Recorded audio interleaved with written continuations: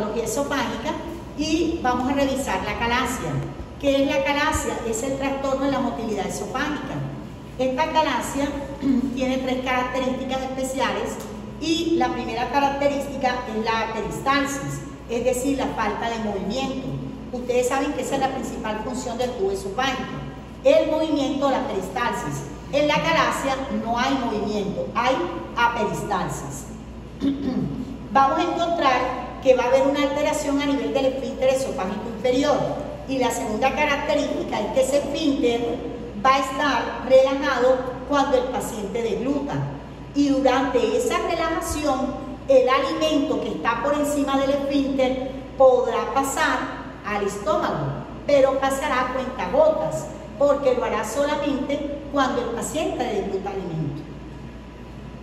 Entonces imagínense, el alimento se va a comenzar a acumular por encima del esfínter esofágico inferior. Pero además también ese esfínter esofágico inferior, cuando el paciente esté en reposo, es decir, cuando el paciente no esté comiendo o no esté deglutiendo, él va a estar hipertónico, lo cual va a generar que el alimento no pueda pasar del tubo esofágico hacia el estómago, porque recuerden que no hay peristalsis, no hay movimiento.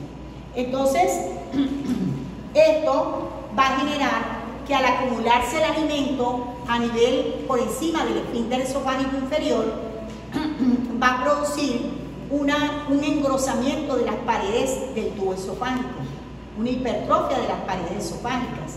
Y esto a su vez producirá una dilatación anormal del tubo esofágico a larga data. Es decir, a medida que pase el tiempo, por ese acúmulo de alimento por encima del esfínter que pasará al estómago a cuentagotas, esto va a producir que ese tubo esofágico se vaya dilatando hasta producir inclusive un megaesófago, es decir, un esófago grande y dilatado. Este tipo de patologías tiende a presentarse en pacientes muy jóvenes.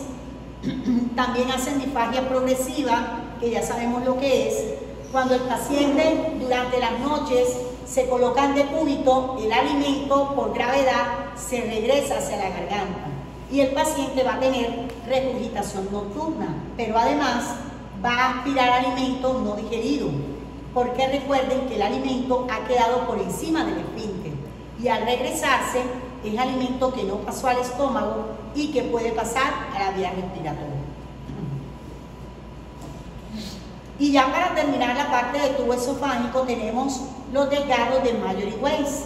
Estos desgarros o síndrome de Mallory Weiss se dan dentro del contexto de pacientes con antecedentes de alcoholismo y hernia hiatal.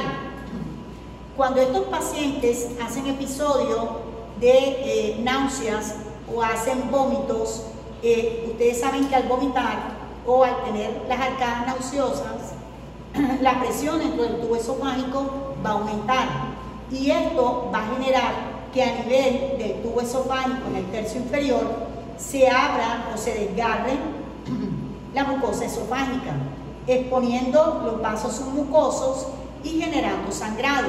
Es decir, que el síndrome de Mallory Weiss se puede caracterizar clínicamente por hemorragia de vía digestiva alta, ¿verdad? Porque al exponerse los vasos submucosos y por el mismo aumento de presión generará sangrado por rotura de los mismos. Jóvenes, ¿hay preguntas acerca de la